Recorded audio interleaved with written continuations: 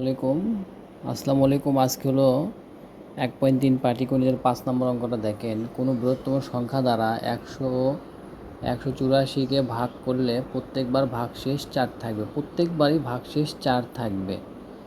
এই টাইপের অঙ্ক কিন্তু আমাদের পরীক্ষাতে আসে এবং আমাদের হলো শর্ট কোশ্চেনে আসতে পারে। এখনকার হলো শর্ট কোশ্চেনে কিন্তু ছোটো ছোটো অঙ্ক দেয়। যাই হোক, এখানে আমরা বলতে যে কোনো বৃহত্তম সংখ্যা দ্বারা 100 এবং 84কে ভাগ করলে প্রত্যেকবার ভাগশেষ 4 থাকবে। তো এই অঙ্কটা করার আগে আমাদেরকে ভালোভাবে বুঝতে হবে প্রত্যেকবারই ভাগশেষ 4 থাকবে। তাই আমরা এখানে বৃহত্তম সংখ্যা বলছে। আবার দেখছেন এখানে কি বলছে? বৃহত্তম সংখ্যা বলছে। একটা জিনিস খেয়াল রাখবেন, অঙ্কের ভিতরে যদি বৃহত্তম সংখ্যা বলে তার মানে গরিষ্ঠ সাধারণ গসাগু।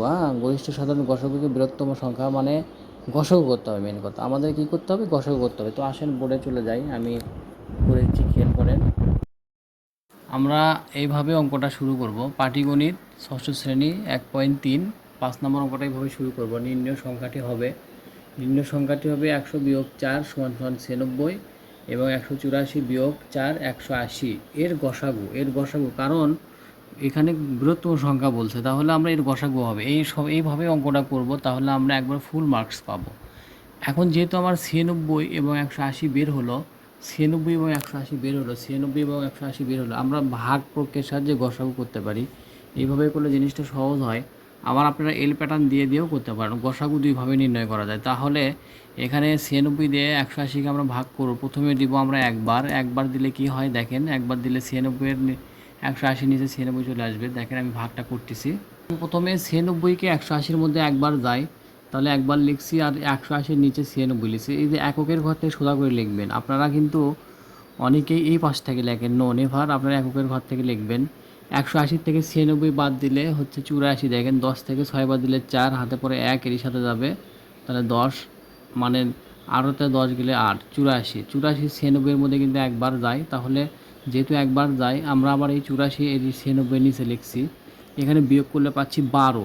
96 থেকে 84 বাদ দিলে 12। দেখেন 6 থেকে 4 বাদ দিলে 2, হাতে পড়েনি। 9 থেকে 8 বাদ দিলে 1, 12। 12 দিয়ে কিন্তু 84কে একবারই ভাগ করা যায়। 7 12 84, 7 12 84, 12 ঘরের নামতা বলবেন, দেখবেন 84 মিলে যাবে। 7 12 84, তাহলে আমরা লিখতে পারি নির্ণয় বৃহত্তম সংখ্যা হবে 12। কারণ এখানে বলছিল কোন বৃহত্তম সংখ্যার দ্বারা এত এবং এতকে ভাগ করলে ভাগশেষ 4 থাকবে। আপনি দেখেন বিষয়টা দেখেন, এইটা 12 দিয়ে যদি আপনি 12 দিয়ে যদি দেখেন, এখানে যেমনটা বলেছিলাম যে অঙ্কতে বলা ছিল কোন বৃহত্তম সংখ্যা দ্বারা ভাগ করলে মানে প্রত্যেকবার ভাগশেষ 4 থাকবে। দেখেন আমাদের এখানে 12 বের হয়েছে। এই 12 দিয়ে যদি আমাদের ছিল 100, বৃহত্তম সংখ্যা 100, 12 দিয়ে যদি আমি 100কে ভাগ করি, দেখেন 8 12 96, ভাগশেষ 4 থাকতেছে।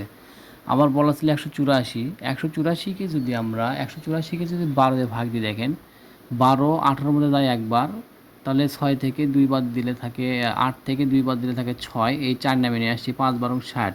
এখানেও ভাগশেষ কত থাকিচ্ছে প্রত্যেকবার?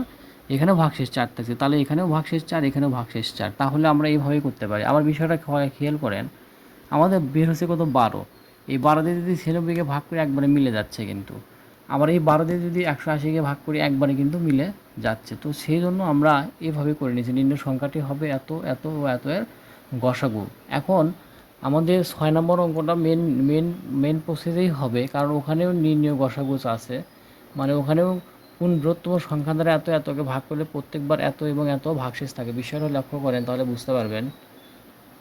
6 নম্বরে যেমনটা বলেছিলাম, দেখেন এখানেও বলছে কোনো বৃহত্তম সংখ্যা দ্বারা 27, 40 এবং 65কে ভাগ করলে ভাগশেষ যথাক্রমে 3, 4 ও 5 থাকবে। এখন এই অঙ্কটাও সেম প্রসেস, 5 6 নিয়ম একই। আপনারা যদি 5 পারেন তাহলে 6 নিজে নিজে চেষ্টা করবেন, তাহলে করতে পারবেন। তারপরে আমি নিজে থেকে করে দিচ্ছি, দেখেন।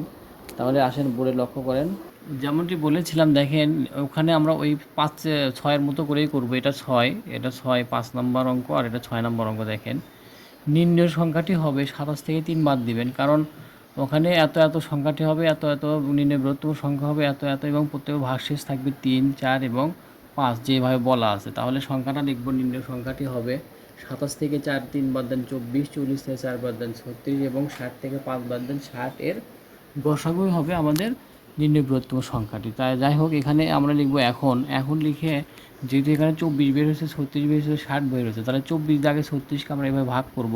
24 36-এর মধ্যে যায় একবার, তাহলে 24 বিয়োগ করলে হয় 12।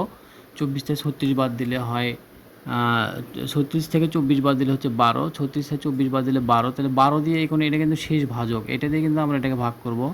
12 দোকানে 24, এখানে শূন্য লেখা লাগতো, এখানে শূন্য লিখিনি, তো এখানে 12 দোকানে 24, আবার এখানে শেষ ভাজক যেহেতু 12 ছিল, 12 দিয়ে কিন্তু আমরা আবার ওই 60কে ভাগ করবো, ওই 60কে ভাগ করবো, কারণ এটার কোনো কাজ করা হয়নি।